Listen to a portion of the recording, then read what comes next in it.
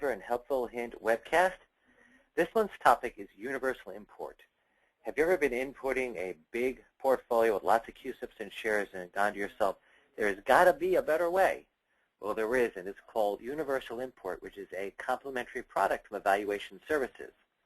What universal import does is reads in a comma delimited file which you created in advance, which contains CUSIPs and shares at the minimum, and some of the other fields which you populate by hand, and that makes it much faster for you and also eliminates the possibility of clerical error while typing. Let me give you a brief demonstration of how the product works. So we click on the icon here, Universal Import. And as we go through this, you will see that for every screen that we work our way through, there are instructions that you can read as you use the product. For the sake of brevity during this webcast, I'm going to skip through the screens pretty quickly, which will give you an overview. You can take a closer look at a later time. I created in advance a comma delimited file called gift transfers from account 1135.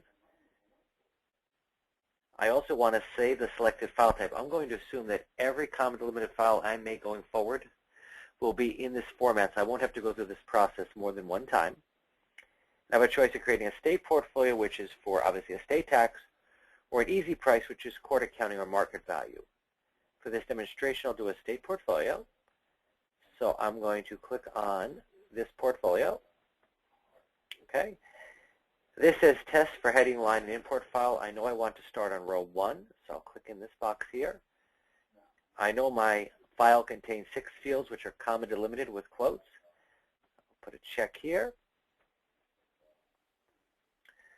Okay, what it did now was it broke out the fields into their respective categories, and now I just need to designate the fields which go into the appraise portfolio.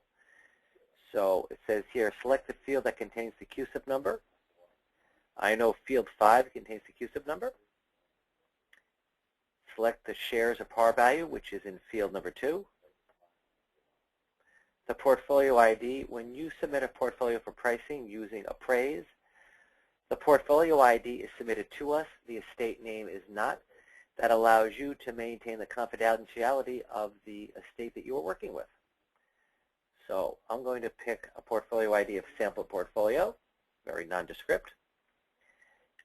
The account name, which I do not want shared, is account number 113555. The only thing left I need now is the valuation date.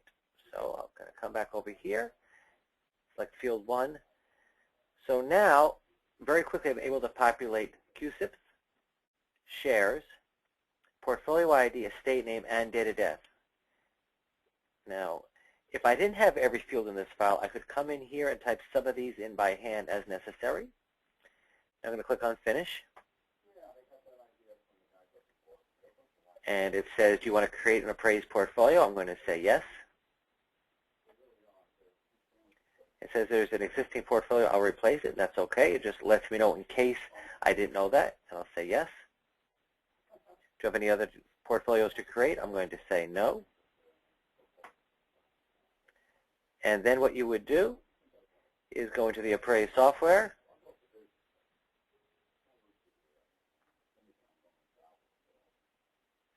And you'd go into the estate and gift tax tab, and you would send it for pricing. It's that simple.